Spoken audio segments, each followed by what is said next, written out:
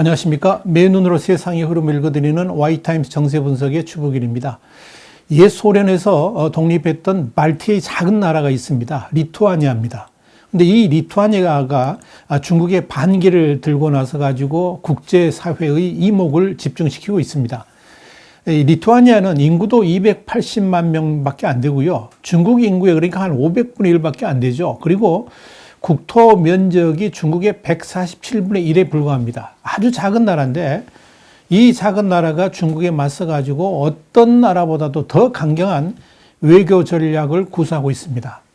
그래서 이 중국 관영 매체인 환구시보가 이 나라를 콕 찍어 가지고 이 장문의 기사를 쓸 정도로 눈길을 끌고 있는 겁니다. 미국 시간으로 23일 정치 전문 매체 폴리티코하고 24일 중국 환구시보에 따르면 이런 보도가 있었습니다. 가브리엘리우스 란즈베르지스 리투아니아 외무장관이 지난 22일 중국이 주도하는 이른바 17+1 정상회의에서 탈퇴를 한다라고 선언했다는 겁니다. 이 란즈베르지스 리투아니아 외무장관이 지목한 17+1 정상회의가 뭐냐면 중부 동유럽 국가 간 협력체, 이걸 이제 China CEE, 그래서 CEEC라고 이렇게 부르는데요. 여기에 이게 원래 이제 시진핑 중국 국가주석이 1대1로 프로젝트에 따라서 동유럽의 영향력을 확대하기 위해서 만든 연합체입니다. 이 17+1 정상회의는 2012년부터 매년 한 차례 중국 주도하에 중국이 동유럽 17개 나라하고 대규모 인프라 공사라든지 문화 교류를 논의하는 협력 체계다, 이렇게 정리할 수가 있습니다. 그런데 이 란즈베르지스 리투아니아 외교부 장관은 AFP 통신하고 인터뷰에서 바로 이 17+1 정상회의를 지목을 하면서 이 17+1 협력체가 유럽연합을 분열시킨다 그랬습니다. 그러면서 이 협력체의 다른 회원국들도 탈퇴할 것을 촉구를 했습니다. 그러니까 이 단체 자체를 아예 해체를 해버리라는 이야기죠. 그는 또 EU 27개 나라 회원국들이 이 중국을 상대하는데 단결이 중요하다 그러면서 공동 대응을 해야 된다라고 주장을 한 겁니다. 이 중국과 EU와의 갈등이 심화되는 가운데 나온 이 리투아니아의 이번 조치는 중국에 대한 도발이나 마찬가지입니다. 중국은 미국의 가전 제재로 인해 가지고 피해를 최대한 줄이기 위해서 어떻게든 이 유럽 국가들하고 협력을 확대하려고 애쓰고 있는데요. 그 핵심을 리투아니아가 걷어차면서 EU 국가들 모두에게 상당한 영향력을 끼치고 있기 때문에 그렇습니다. 여기다가 이 리투아니아는 덩치는 작아도 EU하고 또 북대서양조약기구, 그러니까 나토라고 그러죠. 그리고 또 경제협력개발기구 OECD 가입국인데다가 17+1 협의체의 결정에 영향을 끼칠 수 있는 그런 위치에 있습니다.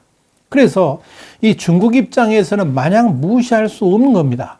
그러니까 이 리투아니아라는 작은 국가를 콕 찍어가지고 중국도 강력하게 대응하고 있다, 이렇게 보시면 됩니다. 리투아니아의 중국을 향한 도발은 이번이 처음이 아닙니다. 지난 2월에는 국가안보를 이유로 해가지고 중국 보안 검색 장비 업체인 유텍, 이게 이제 회사 이름은 퉁팡웨이스인데요. 이 장비를 금지시킨 데다가 지난 3월에는 대만에 무역 대표부를 설치할 것이라고 밝혔습니다. 그러니까 중국의 핵심 이익으로 간주하는 이슈에서도 중국에 지금 강하게 지금 맞서고 있는 겁니다. 이 리투아니아가 중국과 외교 관계를 맺고 있으면서도 중국이 내세우는 일국 양제를 무시하면서 그런 외교적 조치를 단행한 겁니다. 여기에다가 리투아니아 의회는 지난 5월 20일 신장 우이구르 지역 주민들에 대한 중국 정부의 탄압을 학살, 제노사이드로 규정을 하는 결의안을 통과시켰고요. 또 유엔의 신장 수용소 조사, 그리고 EU의 대중관계 재검토를 촉구하면서 중국을 아주 당혹스럽게 만들었습니다. 이뿐 아닙니다. 이 리투아니아 국민들도 중국에 대한 감정이 썩 좋지는 않습니다. 그래서 지난해에는 수도 비릴뉴스에서 홍콩의 반중 시위를 지지하는 시위가 열리기까지 했었습니다. 당연히 중국은 강력하게 반발했죠. 지난해 시위 때도 중국 당국이 불쾌감을 표시하니까 오히려 란스베르지스 외교부 장관은 이 리투아니아 주재 중국 대사를 초치해가지고 경고까지 했습니다. 이렇게 이 리투아니아가 중국에 강경하게 맞서는 가장 큰 이유가 뭐냐? 바로 이겁니다. 소련 지배 체제에서 오랫동안 공산당에 시달려온 리투아니아인들의 공산당에 대한 반감 때문이다. 이렇게 정리할 수가 있습니다. 서방 언론들의 분석이 그렇습니다. 그렇게 이 공산당에 대한 반감이 국민 정서에 깔려 있는데, 자, 그런 감정이 공산당이 통치하는 중국에 대한 정서적인 거부감으로 표출되는 것이다 하는 그런 이야기입니다.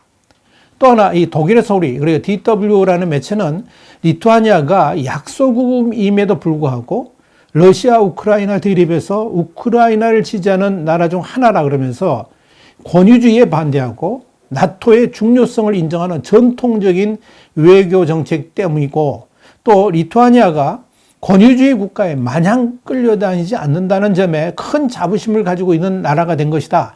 이렇게 설명을 했습니다.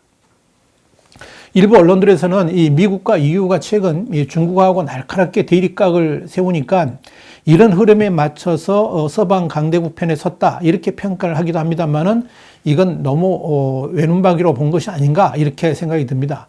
이런 관점에서 독일 공영방송 도이체펠레는 러시아 위협에 끊임없이 시달리는 이 리투아니아로서는 유사시에 미국과 EU의 도움 없이 버티기 어렵다 그러면서 이 중국과 대립하는 것은 서방에 다가가기 위한 실리적인 측면이 있다라고 보도하기까지 했습니다. 또 홍콩에서 발행되는 사우스차이나 모닝포스트는 이 경제적인 이익은 생각보다 크지 않은데 중국과 협력함으로써 발생하는 정치적 비용은 점점 더 커지고 있다라고 판단했을 것이다. 이렇게 보도를 했습니다. 실제 리투아니아 외교부 인사는 최근 악시오스하고 인터뷰에서 중국이 경제적 영향력을 사용해 가지고 이 자유주의적 가치를 약화시킬 수 있어서 반대하고 나선 것이라 이렇게 말하면서도 17+1 협의체에서 어떤 이익도 보지 못했다라고 덧붙였습니다. 그야말로 중국하고는 비교도 되지 않는 작은 나라 리투아니아가 EU 전체를 흔들면서 이 반중의 선봉에 서니까 중국은 이 리투아니아에 대해서 강하게 불쾌감을 표시를 했습니다. 중국의 거친 입으로 불리는 황구시보는 24일자 사평에서 이 발트 국가인 리투아니아가 최근 여러 차례 중국 내정에 간섭하면서 신장 또는 대만 같은 반중 이슈를 부각시켰다. 그렇게 말을 하면서 이 리투아니아가 17+1 협의체에서 탈퇴하면서 다른 EU 국가들의 탈퇴도 선동하지만 이 리투아니아의 그런 선동은 전혀 먹히지 않고 전체적으로 별 영향도 없을 것이다. 이렇게 비판했습니다.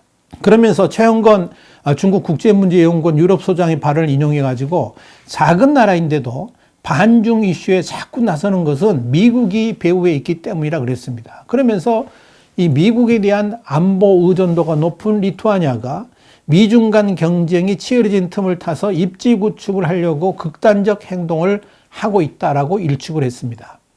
황구시본에 이어서 이 리투아니아에 중국의 핵심 이익을 건드리지 말라 이렇게 경고하면서 리투아니아는 중국 같은 대국에 맞설 만한 나라가 아니다라고 지적을 했습니다. 자오리젠 중국 외교부 대변인도 21일 정례 브리핑을 통해서 신장 유그레인에 대한 학살 주장은 완전한 거짓이고 그런 주장은 신장의 사회 안전을 훼손하려고 하는 불순한 의도가 있는 것이라 그랬습니다. 그러면서 중국은 리투아니아 측의 내정 간섭에 단호히 반대한다라고 말을 했습니다. 그러면서 그는 이 리투아니아가 자신들의 실수를 즉각 시정하고 전반적 상황에 더 이상 해를 끼치지 않도록 해야 된다라고 주장을 했습니다. 자, 이렇게 이 리투아니아가 앞장서 가지고 반중국 구호를 외치고 있는 가운데 유럽의회는 유럽연합과 중국 간의 투자협정 비준을 전면 보류를 했습니다. 유럽의회는 20일 중국의 EU 인사에 대한 이 제재 해제 때까지 EU하고 중국 간의 투자협정을 비준하지 않기로 하는 결의안을 통과시켰습니다. 결의안은 599명이 찬성을 했고 30명만 반대를 했습니다. 그리고 58명은 기권을 했습니다. 그러니까 압도적인 표차로 가결된 겁니다. EU와 중국은 지난해 12월 30일 거의 7년 만에 투자협정 체결에 합의를 했습니다만은 지난 3월 20일 중국 신장 자치구의 이슬람 소수민족 위구르족 탄압에 책임 있는 중국 관리 4명 그리고 단체 한 곳을 상대로 해가지고 32년 만에 인권 제재를 부과를 했습니다. 그러면서 이 급격하게 관계가 악화되기 시작했습니다. 이런 이후의 조치에 대해서 중국도 유럽 의회하고 인권위원회 소속 의원 5명을 포함해 가지고 EU 이사회 정치안전위원회 같은 데에 대해서 보복 제재를 가했습니다. 그러면서 이 양측 간의 관계는 파국으로 흘러갔습니다. 그런데 말입니다. 이렇게 리투아니아의 거센 반중국 흐름에 대해서 유럽연합 국가들은 대체적으로 이 리투아니아를 응원하고 있는 편입니다. 특히 이 리투아니아 랜스베르지스 외교부 장관의 11+1 체제가 리투아니아에게 전혀 이익을 주지 못했고 중국의 거센 드라이브에 각국의 입장이 달라서 유럽 분열의 원인이 되고 있다. 이런 주장은 상당한 호응을 얻고 있는 것으로 보입니다. 독일 공영방송 도이체펠레, 그러니까 DW의 칼럼니스트인 콘스탄틴 에거트도 지난 4월 5일자 중국을 향한 도전은 위험하지만 똑똑하다, 이런 제목의 칼럼에서 이 리투아니아의 외교적 대응을 극찬을 했습니다. 이 칼럼에서 에거트는 이 리투아니아의 외교 방향은 다른 중유럽 국가들, 그러니까 헝가리 같은데 이런 나라들의 그런 대중국 우호 입장과는 분명히 대조적이라 그러면서 리투아니아는 다른 공산국가인 러시아하고도 강력하게 맞서는 국가라고 칭찬을 했습니다. 에거튼이 이어서 많은 사람들이 이 작은 나라가 러시아하고 또 중국이라는 강대한 권력에 도전장을 왜 내미는가에 대해서 궁금해하는데 이건 이 리투아니아인들이 역사에서 교훈을 얻었기 때문이라 이렇게 말을 했습니다. 그러면서 이 과거 구소련의 독재자 스탈린에 의해서 나라를 이룬 후에 강한 힘을 가진 나라하고 상대할 때 자유를 향한 분명한 국가 비전을 가지고 있어야 되고 그걸 위해서 희생을 각오해야 된다고 그들은 생각한다. 이렇게 썼습니다. 그래서 이 리투아니아가 대만에 대해서 우호적이고 베이징에 대해서 강력하게 맞설 수 있다는 겁니다. 그렇기 때문에 이 리투아니아의 반중국 외교로 인해 가지고 중국으로부터 경제적 제재를 받는다 할지라도 리투아니아는 그보다 더 소중한 것을 지키기 위해서 또 다른 길을 열어갈 것이다. 이렇게 말을 했습니다. 그러면서 리투아니아는 과거 러시아로부터 경제적 제재를 받았을 때도 훌륭하게 극복을 해낸 경험이 있다라고 했습니다. 그러면서 에거튼은 리투아니아는 물질적인 이익마저 포기하면서 날로 거세지는 중국 정권의 강압적 외교에 맞서고 있다 그러면서 이런 리투아니아의 용기 있는 행동이 유럽 국가들과 미국의 깊은 인상을 남기고 있다라고 호평을 했습니다. 이런 리투아니아의 강단 있고 용기 있는 행동 때문에 이 17+1 협의체도 제대로 가동되기 어려울 것이라는 전망이 나옵니다. 이미 EU 국가들이 중국과의 투자협정 체계를 전면 보류한 상황에서 중국이 모든 자존심을 꺾고 자신들이 유럽연합 국가에 대해서 내린 제재 조치를 스스로 철회하지 않는 한 더 이상의 관계 진전은 기대할 수 없기 때문에 그렇습니다. 더불어서 최근의 행동들로 인해 가지고 중국의 본질이 고스란히 드러나면서 이 유럽연합 국가들의 중국에 대한 환상도 많이 무너져 내렸다. 이렇게 전문가들은 평가를 하고 있습니다. 그런 유럽의 흐름에 리투아니아가 큰 역할을 했다는 겁니다. 자, 그런 측면에서 이 폴란드 국제문제연구소의 중국 전문가인 유스티나는 이런 말을 했습니다. 17+1 체제의 필요성은 물론이고 이 유럽연합 국가들의 중국과의 경제적 일처감 조성도 난관에 부딪힐 것이라고 전망을 한 겁니다. 대만 중앙통신사가 보도한 내용이 그렇습니다.